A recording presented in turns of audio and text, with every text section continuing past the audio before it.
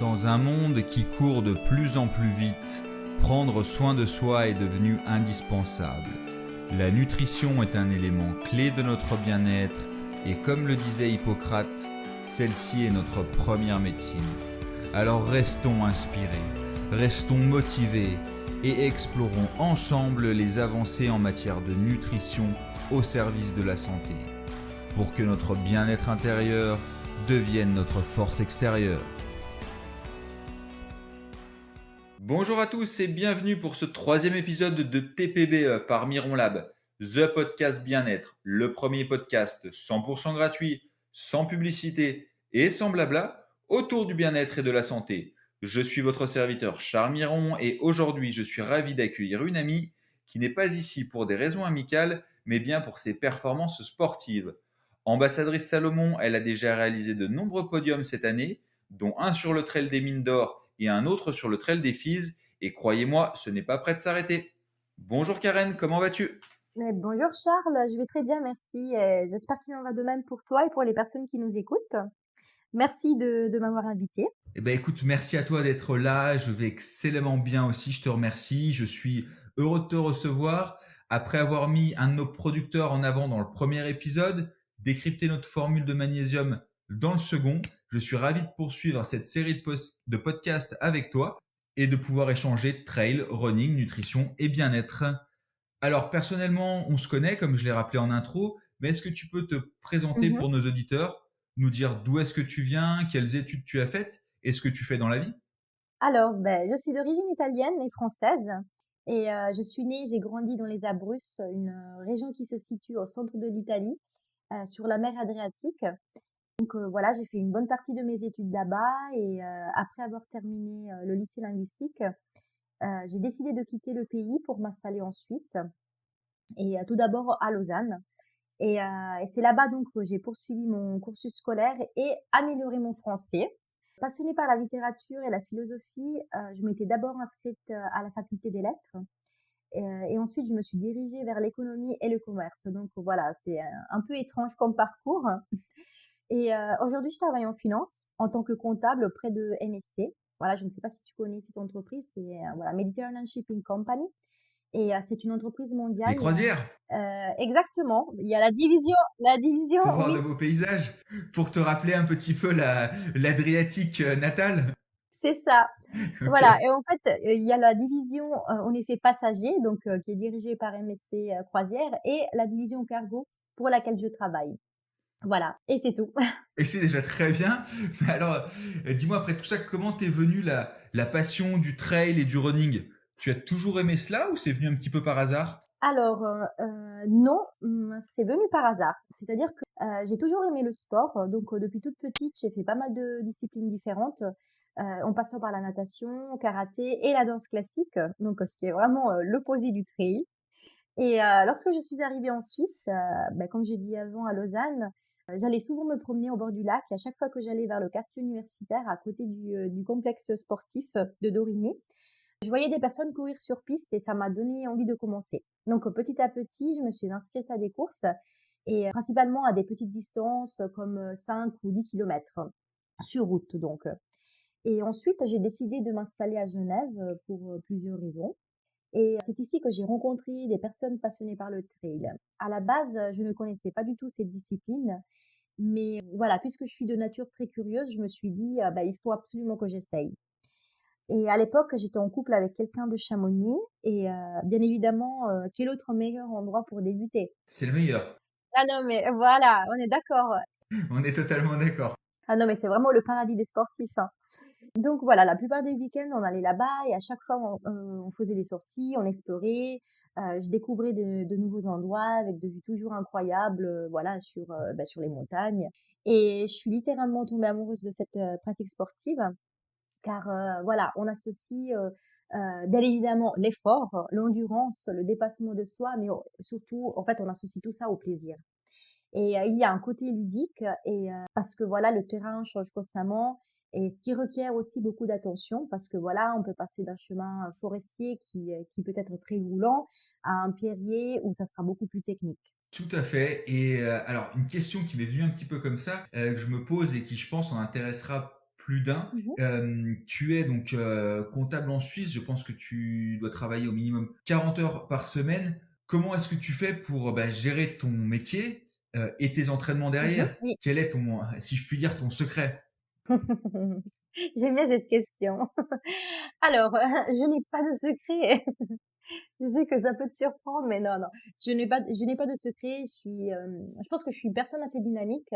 Voilà. Est-ce qu'on peut considérer ça comme un facteur clé? En toute honnêteté, je pense bien gérer les deux. Il est vrai que pendant la semaine, je vais faire plutôt des petits entraînements, c'est-à-dire où j'alterne, je ne sais pas, de la course. Donc voilà, toujours maximum, vraiment, c'est 10 kilomètres et avec du vélo, du renforcement musculaire et ensuite je profite du week-end pour, organiser de longues sorties, pour aller en montagne et voilà. J'essaye en tout cas d'organiser tout ça avec des amis, voilà, qui partagent cette même passion pour le trail. Ok, écoute, pas de secret. C'est vraiment dommage. Je pensais qu'on aurait pu créer un petit Non, peu un buzz du type, eh tu ben vois, non. TPBE vous dévoile comment battre Eliud Kipchoge tout en restant sur votre canapé. Malheureusement, donc apparemment, c'est pas possible, mais écoute, c'est comme ça. Eh oui, C'est malheureusement, la vie, hein, malheureusement. c'est la vérité. Oui, oui. On n'aura pas deux gros buzz aujourd'hui, c'est pas grave. Alors, je l'ai rappelé en intro, tu es ambassadrice trail running pour la marque Salomon. Est-ce que tu peux nous Mmh. raconter comment on devient ambassadrice déjà, qu'est-ce que cela t'apporte et qu'est-ce que tu fais au quotidien dans ton rôle d'ambassadeur, d'ambassadrice? Alors, en effet, il y a quelques années maintenant, Salomon était à la recherche, d'ambassadeurs et voilà, donc j'ai envoyé, tout simplement ma candidature et à ma grande surprise, j'ai eu un retour positif et aujourd'hui, mon but, en tant qu'ambassadrice est celui, d'organiser des événements destinés, à des publics différents, donc à des débutants, amateurs et de leur montrer comment affronter, une montée ou une descente technique ou roulante, comment positionner son corps, comment gérer l'emploi des bâtons, etc. Lors de ces événements, bien évidemment, on met aussi en évidence le matériel Salomon et principalement donc des chaussures et aussi des gilets. Ok, et alors juste pour revenir un petit peu sur le début, est-ce qu'il y avait des prérequis, Mmh. comme un minimum de courses à faire dans l'année ou des minimums en termes de temps à avoir pour devenir ambassadeur? Alors, ils nous demandaient, en effet une lettre de motivation dans laquelle, voilà, on expliquait, pour quelles raisons on pouvait être, voilà, un candidat pour, Salomon et c'est vrai que c'est lors de cette lettre, en gros, que j'ai expliqué, voilà, ma passion du trail et aussi, mes résultats sportifs. Ok. Voilà, après je pense que ça aussi, en effet, ça a peut-être contribué, à ce retour positif que j'ai eu. Après, ils demandaient aussi, voilà, le profil Instagram, de la personne. Puis il me semble, que c'est uniquement ça, ouais. Ok, ouais, la motivation est quand même la clé pour devenir ambassadeur d'une Exactement. marque. Je pense Oui, que pour eux, c'est très important. tout à Comme tu fait. représentes, tu les représentes au final lors des événements. C'est le point capital, je vais dire. Alors, est-ce que tu peux maintenant nous parler de tes entraînements, ce que tu fais au quotidien? Est-ce que tu as un programme précis ou tu es plus au feeling, entre guillemets? Mmh. Alors, le plaisir, c'est le mot-clé. C'est-à-dire que je n'ai pas un plan d'entraînement, en tout cas, voilà, pas pour l'instant. C'est vrai que je fais tout au feeling, c'est voilà, selon mon emploi du temps, les conditions météorologiques et mes envies. Ça dépend aussi de la saison, bien évidemment. Pendant le printemps, l'été, l'automne, je vais privilégier la course, le vélo. Mais pendant l'hiver, je vais mettre de côté mes chaussures de trail pour profiter du ski de randonnée ou du ski de fond. Donc voilà, là bientôt, je pense que je vais pouvoir, chausser, mes, mes chaussures pour aller faire du ski de randonnée. Ça arrive, j'espère qu'on aura la neige pour cela en tout cas. Oui, bah, j'espère aussi, je croise les doigts et Ouais, mais ça va voilà, en tout cas, arriver, j'ai ça va hâte. arriver. Mais en tout cas, feeling et plaisir, c'est ce que je vais retenir. C'est un programme qui sonne très bien Mmh. et finalement, c'est peut-être là le vrai secret, non? Ah mais tout à fait. Moi, je pense que, c'est ça, beh, c'est ce qui me motive et puis, c'est la source de tout, en fait. Je pense que c'est vraiment important, lorsqu'on fait une activité, de prendre du plaisir, et puis de ne pas être frustré, voilà et donc c'est pour cette raison que, voilà, je n'ai pas un plan d'entraînement. Après, je pense que ça varie énormément aussi des personnes. Voilà, moi, je sais que je suis quelqu'un qui ne pourrait pas supporter d'avoir un plan d'entraînement, rigide. Parce que, comme j'ai dit avant, j'ai besoin de me sentir libre. Voilà, de me sentir libre et de prendre du plaisir lorsque je fais quelque chose. Tout à fait. Ça sonne très bien en tout cas et ça te caractérise très bien. Parlons désormais un petit peu nutrition maintenant. Tu es intolérante au lactose. Qu'est-ce que cela implique au quotidien? Voilà, bonne question. Alors, en effet, je ne peux pas consommer de produits laitiers, comme d'ailleurs, je pense beaucoup de personnes aujourd'hui. Et il est vrai qu'en habitant en Suisse, ça peut être compliqué car dans la gastronomie suisse, mais aussi dans la gastronomie française, on aime bien utiliser le beurre, la crème, le fromage. Mais bon, il y a toujours une alternative à ça. De base, je ne suis pas très gourmande, donc je pense que c'est un point en ma faveur. Voilà, de plus, aujourd'hui, on a beaucoup de chance car dans les surfaces commerciales, on trouve énormément de produits sans lactose qui rend la vie plus simple, certainement. En ce qui concerne mes besoins en apport journalier, je n'ai pas de problème car voilà, je pense avoir une alimentation variée. Mes sources de calcium, je les trouve dans d'autres aliments comme par exemple, voilà, le tofu, des sardines, des amandes, dans des fruits comme les kiwis, les oranges, voilà. Donc pour résumer, non, ce n'est pas inquiétant, je pense que je maîtrise assez bien, tout ça. Ok, et du coup tu as dû adapter un petit peu ton alimentation. Ça ne t'a pas créé de carence et est-ce que tu as utilisé la micronutrition pour t'aider? Alors oui, en tant que sportive, j'ai conscience que l'alimentation est vitale et qu'un apport énergétique régulier joue un rôle important dans les performances. Je pense donc qu'il est indispensable de varier, diversifier un maximum son alimentation, en mangeant des glucides, des protéines, fruits, légumes et les lipides, mais surtout boire beaucoup d'eau pour bien s'hydrater. Et comme dans l'entraînement, je garde la notion de plaisir comme une priorité, sans aller dans l'excès, bien évidemment. Il faut juste trouver un bon équilibre sans être frustré. C'est-à-dire faire attention à la consommation de boissons sucrées, comme l'alcool par exemple, ou les sodas, des matières grasses comme la charcuterie, les snacks. Par mes origines, j'ai tendance à avoir un régime plutôt méditerranéen. Donc, je mange beaucoup de légumes, de fruits, de poissons. Et en plus, j'adore cuisiner. Et par rapport aux micronutriments, on prend du fer, de la vitamine B12, de la spiruline donc de Miron Lab. Et je vois en tout cas que ça marche. Je suis très contente des résultats. Et voilà, pendant l'effort, je bois aussi beaucoup d'eau. Voilà, c'est très important, avec des électrolytes qui sont riches en sels minéraux. Ok, super. Et maintenant, est-ce que tu peux nous donner ta routine bien-être au quotidien? On va dire que toutes mes journées sont différentes. Et la seule chose qui ne change pas et sans laquelle je ne peux pas commencer la journée, c'est un bon petit déjeuner. Pour moi, c'est vraiment la chose la plus importante. C'est le petit déjeuner qui va me donner l'énergie dont j'ai besoin. Voilà. Ensuite, je vais au travail et lors de la pause, je mange souvent avec des collègues ou bien je vais faire du sport avec eux. Et c'est vrai que depuis que j'ai intégré MSC, j'ai beaucoup de collègues qui font du sport, principalement de la course à pied et du trail.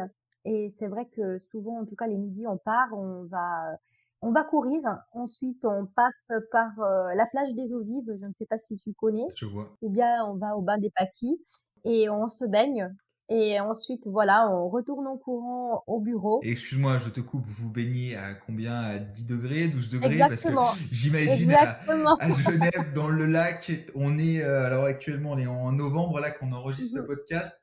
Je me dis qu'elle doit être bien Oui. fraîche, non? Tu vois, quand est-ce que j'y suis allée l'autre jour? Bah, c'était hier, en fait. Elle était à 11 degrés. 11 degrés, oui.